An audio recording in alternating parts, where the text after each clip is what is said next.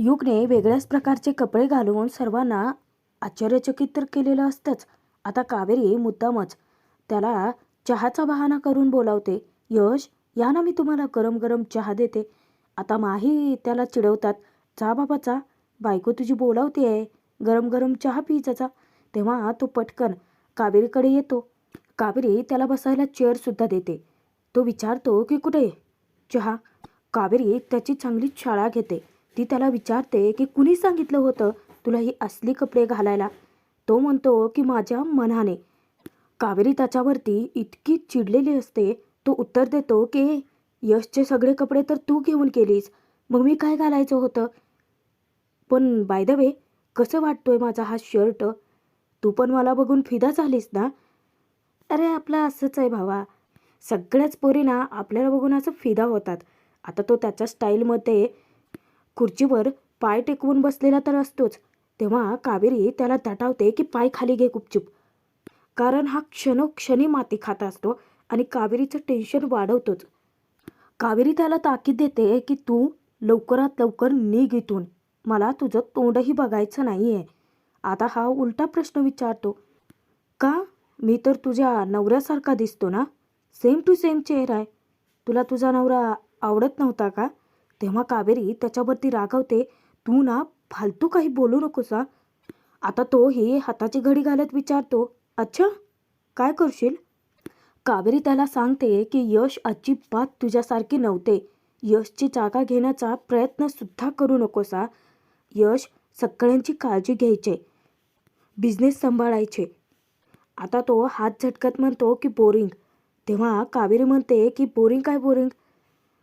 असं एखाद्याची जागा घेणं म्हणजे माणुसकी नसते, तर मन जपणं म्हणजे माणुसकी. कावेरी मुद्दामच त्याचा अपमान करते, त्याला टोमणे मारते की तुझं मन ना खूप वाईट आहे, खूप वाईट. आणि त्याच्यापेक्षा जास्त वाईट काय असेल ना, तर तुझी ॲक्टिंग. आता कावेरीने डायरेक्ट वर्मावरच पोट ठेवलेलं असतं. तो तिच्याशी वाद घालणार असतोच, पण नेमका त्याला कोणाचा तरी फोन येतो. तो फोन घेता क्षणी विचार करतो की आईच्या गावात. आता कावेरीला कळत नसतं की नेमका फोन होता तरी कोणाचा, की हा इतका घाबरला आणि येथून त्याने लगेच कल्टी का मारली. आता त्याच्या मित्राचा ओंक्याचा फोन आलेला असतो. तेव्हा हा युवक पटकन बाहेर पळतो आणि फोन रिसीव्ह करताच ओंक्या त्याला सांगतो की भाई, अरे त्या सेटच्या पैशाचं काहीतरी बघ भाई, त्याने आज पुन्हा एकदा येऊन मला मारलाय, पूर्ण काल बिल सुजलाय माहिती आहे का तुला. आता युग त्याच्याशी बोलत असतो. कावेरी त्याचा पाठलाग करते आणि गुपचूप तिथेच लपवून त्याचं बोलणं ऐकते. युग त्याला म्हणतो की ओमक्या, उगाचच नाटकं करू नकोस हा. ओमक्या तिकडून ह्याला धक्कादायक माहिती देतो. नाही भाई, अरे नाटकं कशाला करतोय. भाई तू त्या शेटचे 60,000 रुपये थकवलेत, तू पैसे थकवले आणि माल मला का खावा लागतोय, असा तो तिकडून जाब विचारतो. इकडे युग त्याला सांगतो की भाई, अरे 60,000साठी पळून जायला मी काय चिरकुट आहे का. अरे मी खरंच यशच्या घरी आहे, तुला व्हिडिओ कॉल करून दाखवू का मी. ओमक्या म्हणतो की ठीक आहे, आता तर मला बघायचंच आहे की तू नक्की आहे कुठे. त्या दोघांचं बोलणं चालू असतंच. कावेरी ते सगळं चोरून ऐकते. आता युगचं बोलणं लपून ऐकल्यामुळे कावेरीला एक गोष्ट तर कळते, लक्षात येते की याला जास्त तर पैशांची गरज आहे. म्हणजे ते विचार करते की याला हवे तितके पैसे दिले तर कदाचित हा तिथून निघूनही जाईल आणि कावेरीचा मोठा प्रॉब्लेमही सॉल्व्ह होईल. आता हा युग बोलता बोलता अचानकच त्याच्या हाताचा धक्का लागतो कुंडीला आणि कुंडीतलं सगळं पाणी सांडतं ते कावेरीच्या अंगावरती. पुन्हा एकदा तिचा भडका उडतो. थोड्या वेळाने रूममध्ये येऊन ती आपले ओले केस पुसत असते, पण सतत त्या युगच्या नावाने खड्याच फोडते. त्या क्षणी कावेरी अचानकच खूप हळवी होऊन जाते, कारण तिच्या नजरेसमोर उभे राहतात त्या यशसोबतच्या मागच्या काही आठवणी. जेव्हा ती उदयची खोटी बायको बनून त्या घरात राहत होते, तेव्हाच यशने तिला आधीच ओळखलं होतं. स्वतःहूनच कावेरीला त्याने साडी गिफ्ट केली होती आणि एका कागदावरती स्वतःच्या प्रेमाची कबुलीही दिली होती. कावेरी इतकी हळवी होते, ती विचार करते की यश, तुमचं प्रेम माझ्यासोबत असंच कायम राहील. त्या युगला मी कधीच तुमची जागा नाही घेऊ देणार आहे. तुमचं अस्तित्व मी कधीच त्याला खराब करू देणार नाही. कावेरी त्या युगला धडा शिकवण्यासाठी विडाच उचलते. स्वतःचे अश्रू पुसून स्वतःला सावरून तिने पुन्हा एकदा तोच रुद्रावतार धारण केलेला असतो. आता इकडे युग खूप मोठ्या पेचात पडलेला असतो की नक्की त्या शेठचे पैसे चुकवायचे तरी कसे. आणि त्यातच उदय नेमकं त्याच्याकडे एक महत्त्वाचं काम काढतो. काही कर्मचाऱ्यांचे पैसे देणं बाकी असतं. त्याबद्दलच उदय बोलत असतो की यश, अरे या सगळ्या चेकबुकवरती सह्या कर ना. जे पेमेंट थकलं आहे कर्मचाऱ्यांचं ते द्यायचं आहे आपल्याला. पण हा युग भलत्याच विचारात हरवलेला असतो. हा उदय त्याला जोराचा हाक मारतो. जेव्हा तो भानावर येतो तेव्हा उदय म्हणतो की यश, लक्ष कुठं आहे तुझं? तू इकडे बरं. आता उदय त्याला विचारतो की यश, अरे कोणत्या तंद्रीत हरवला होतास? तेव्हा तो सांगतो की काही नाही, ते फोन आला होता ना, त्याचाच विचार करत होतो. तेव्हा उदय म्हणतो की यश, काय हे सतत कामांचे विचार? अरे स्वतःसाठी कधीतरी वेळ काढ. तुला काय वाटतं की मला काही कळत नाही आहे का? अरे कधीतरी मलाही कामं सांग, मीही सगळी पार पाडेन. तेव्हा तो म्हणतो की ठीक आहे, पण तू मला कशासाठी बोलवलं होतंस? असं जरा तो चाचपडतच विचारतो. उदयच्या आता कुठे लक्षात येतं की त्याने तर त्या चेकबुकवरती सह्या करायला बोलवलंय. उदय सांगतो की आपले काही वेल्डर्स आहेत, त्यांचे पेमेंट थकलेत. तू लंडनला निघून गेलात आणि त्यांचे पैसेच रखडलेत. तेव्हा तो विचारतो की किती पेमेंट करायचं आहे? आता उदय शांतपणे त्याला सांगतो की ॲग्रो फूडवाले आहेत, त्यांना 3,50,000 द्यायचे आहेत. आणि आपलं जे नेहमीचं ट्रकवाला आहे त्याचे 1.5 लाख रुपये आहेत. आणि बाकीचे 2-3 पेमेंट आहेत ते 50,000 आहेत. म्हणजे 5-6 लाखाचं पेमेंट असेलच. आता हे या युगला असला काही झटका बसतो. आईच्या गावात, इथे तर 5-5 लाखाचे पेमेंट एका झटक्यात होतात आणि मी इथे 60,000 गोळा करायचं तर नाकीनऊ आले आहे माझ्या. तो याच विचारात, याच तंद्रीत हरवून गेलेला असतो. उदय पुन्हा एकदा त्याला भानावर आणतो. आता हा उदय इतका वैतागतो, त्याच्यावरती वसकतोच. अरे केव्हापासून सांगतोय मी तुला, सही कर त्याच्यावरती. तिथेच नेमकी कावेरी येते. आता या युगची झालेली फजिती पाहून तिला इतका हसू येतं. आता हा युग विचार करतो की खाल्लीस ना पुन्हा माती. या यशचा अभ्यास तर डीपमध्ये झालाच नाही. आता यश नक्की सही कसा करत होता तेच त्याला माहिती नसतं आणि म्हणूनच तो नेमका जाळ्यात अडकतो. आता कावेरीला सुद्धा बघायचं असतं की हा जाळ्यात अडकलेला मासा नक्की बाहेर पडतोय तरी कसा, म्हणजे याच्या खोटेपणाची भांडेफोड होईल. मुद्दामच ती हाताची घडी घालून त्याची मजा बघत उभी राहते. आता या युगला सही करायला तर जमत नसते. त्याचं लक्ष अचानकच जातं कावेरीकडे. तो खुणवून तिची मदत मागतो, पण ती पण त्याची फजिती बघत उभी असते. आता त्याला कळून चुकतं, ही तर काय आपली मदत करणार नाही. मग काय, यातून जर सुटायचं असेल तर त्याची ॲक्टिंगच त्याला मदत करू शकते. अचानकच तो फोन करण्याचा बहाणा करतो. कावेरीला सुद्धा इतका मूर्खात काढतो हा. अचानकच चक्कर येण्याचा बहाणा करून तो जोराच्या त्या सोफ्यावरतीच पडतो. आता उदयच्या काळजाचा ठोका चुकतो. इतका घाबरून जातो हा उदय आणि तो कावेरीला पाणी आणायला सांगतच असतो. कावेरीकडे त्याचं लक्ष असताना कावेरी डोळे वटारून या युगकडे पाहत असते. तो पटकन उठतो आणि तिला डोळा मारून पुन्हा एकदा झोपतो. कावेरीला कळून चुकतं की हा ड्रामेबाज नौटंकी करतोय तर. पण इतक्यात घरातले सर्वच जण तिथे घाबरून पळत येतात. यशला अचानक काय झालं, सर्वांचाच जीव नुसता टांगणीला लागलेला असतो. कावेरीला दटावतात की अगं जा पाणी घेऊन ये. ती जाते, पाणी घेऊन येते, पण ती मुद्दामच त्याच्या तोंडावरती इतकं जोराचं पाणी शिंपडते की तो खडबडून जागा होतो. पाहतो तर आता सर्वच जण घाबरलेले असतात, कावेरी सोडून.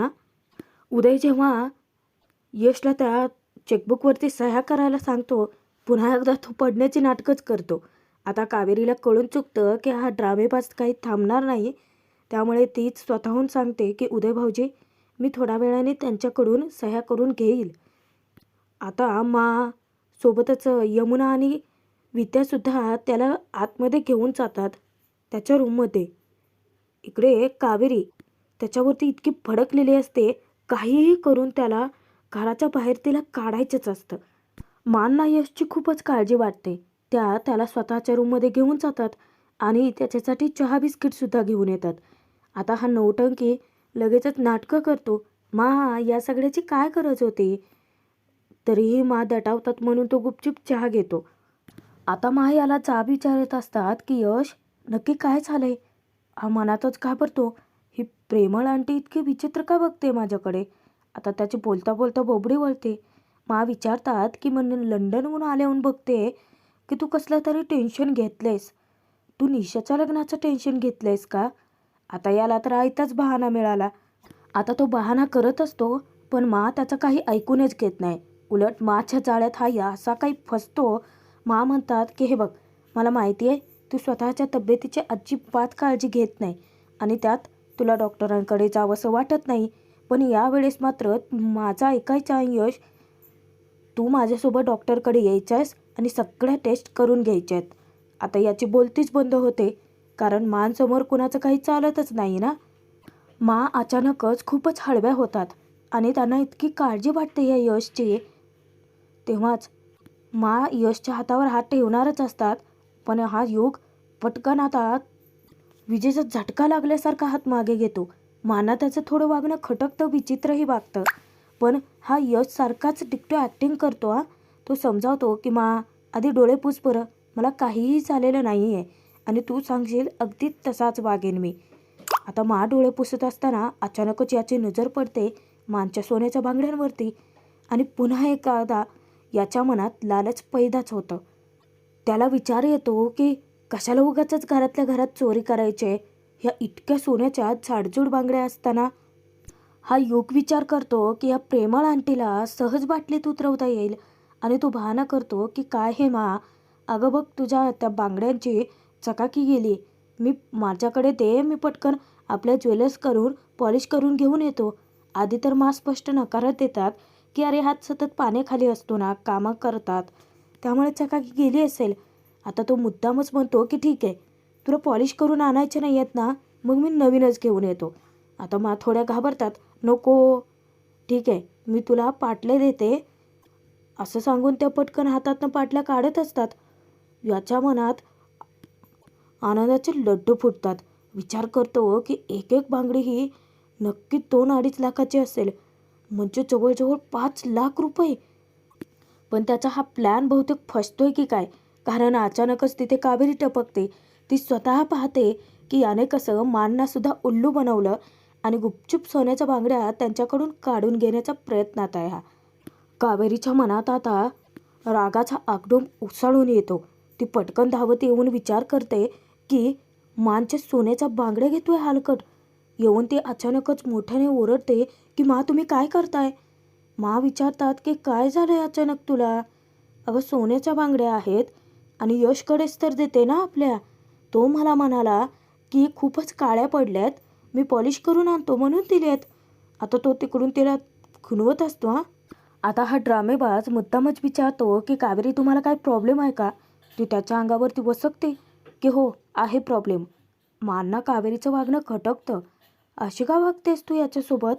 तेव्हा कावेरी नॉर्मल आवाजात समजावते की मा मी काय म्हणते नाही, म्हणजे आत्ता सोबत तुम्ही त्यांच्या गेलात तर काम कसं झालं आहे ते बघता तरी येईल ना. नाहीतर पुन्हा त्या घरी आणायच्या, पुन्हा काहीतरी खटकलं तर पुन्हा जावं लागेल सोनाराकडे. त्यापेक्षा मी काय म्हणते, मी पण येते ना तुमच्यासोबत, आपण तिघं मिळून जाऊयात. आता युग अडकणार असतोच पण नेमक्या मा माती खातात. कारण त्या स्वतःच सांगतात की काही गरज नाही आहे कावेरी, यांच्यानंतर सगळी सोनाराकडचे कामं आपलं यशच बघतोय की नाही, मग त्याचं तू करेल ना. यश, आज मी तुझ्या आवडीची मटारची उसळ बनवणार आहे असं सांगून त्या बाहेर निघून जातात. कावेरीला इतकं मुद्दामच हा कावेरीला डिवचतोच. देवी लक्ष्मी, युग त्याची कामं परफेक्ट करतो आणि आता तूही मला अडवू शकत नाहीस असं सांगून तो तिच्या समोरच बांगड्या बोटात गोल गोल फिरवायला लागतो आणि तिला खुन्नस देऊन निघून जातो. आता बाहेर येतो आणि ओमक्याला हा आनंदाची बातमी देतो की त्याने कावेरीला सुद्धा कसं हरवलं. युगच्या नादी लागणं सोपं नाही आहे. असे डायलॉग वगैरे हा मारत असतोच आणि तो जेव्हा त्या बांगड्या हवेत उंचावतो कावेरी झेलते. कावेरी त्या बांगड्या आपल्याकडे घेते. इतक्यात मोहित येऊन त्याच्या हातात बेड्या ठोकतो. तो इतक्यात जोरजोराच्या उड्या मारायला लागतो. तुम्हाला म्हटलं होतं की नाही मी की माझ्या अंगाला हात लावू नका, मला गुदगुद्या होतात. आता कावेरी त्याला दटावते की माच्या बांगड्या चोरल्यास तू, माझ्या यशसारखा दिसण्याचा फायदा घेऊन इथे यश बनवून राहतोयस तू. हा सुद्धा खुन्नस देत तिला धमकावतो की अरे यश व्हायचंय कुणाला, मी युग आहे आणि मी माझ्यातच खूप खुश आहे, असा तो डायलॉग वगैरे मारत असतोच. तेव्हा मोहित त्याला विचारतो की काय या बांगड्या गुपचूप नेऊन विकणार होतास ना तू. तेव्हा कावेरी म्हणते की माच्या भोळेपणाचा फायदा घेऊन चोरी करण्याचा प्रयत्न केला, तो प्लॅन फसला म्हणून आता या बांगड्या घेऊन जातोयस. तुझा कोणताच डाव कोणताच हेतू साध्य होऊ देणार नाही मी. आणि ती त्याला पुन्हा तेच म्हणते, आय हेट यू. तेव्हा तोही तिला टोमणेच मारतो, अरे तुझ्यासारखी काकूबाई हवी आहे कोणाला, आय हेट यू म्हणे. आता बघच तू, अख्ख्या जगात तू जरी शेवटची मुलगी शिल्लक राहिलीस ना तरीसुद्धा तुम्हाला नकोच आहेस. आज मला तू आय हेट यू बोललीस ना, उद्या तू स्वतःच पायघड्या घालून माझं स्वागत करशील आणि स्वतःच मला आय लव्ह यू सुद्धा म्हणशील. चुटके वाजवत तो डायलॉग मारतो की बघच तू आता, युग स्वतःचं नाव नाही सांगणार. तेव्हा ती त्याला उलट उत्तर देते, आला मोठा शहाणा, नाव नाही लावणार म्हणे, चल निघ इथून. आता मोहित त्याला खेचतच घेऊन जातो. आता भाग संपतोय, पुढील भागात बघूयात. मोहितने त्या युगला जेलमध्ये टाकलेलं असतं, पण तो युग अचानकच त्याचा पूर्ण स्वभावच बदलतो, त्याचे खरे रंग दिसायला लागतात. मोहितला तू स्वतःच धमकावतो की तुला माहीत नाही आहे तू कोणाला आत टाकलायस, माझ्याशी पंगा घेतोय ना, कळेलच तुला की मी नक्की आहे तरी कोण. इकडे कावेरी मांना सत्य सांगून टाकते की मा, आपण यशला कायमचं गमावलं आहे. कार ॲक्सिडेंटमध्ये यश केव्हाच केलेत. आपल्या घरात जो यश बनून राहतोय तो युग आहे, तो फक्त यशसारखा दिसतो. आता मांना या सगळ्याचा जबरदस्त धसका बसलाय, पण कावेरीने तर सत्य सांगून टाकले. आता हा युग जेल बाहेर पडण्यासाठी काय करेल नक्की, पाहणं मनोरंजकच ठरेल.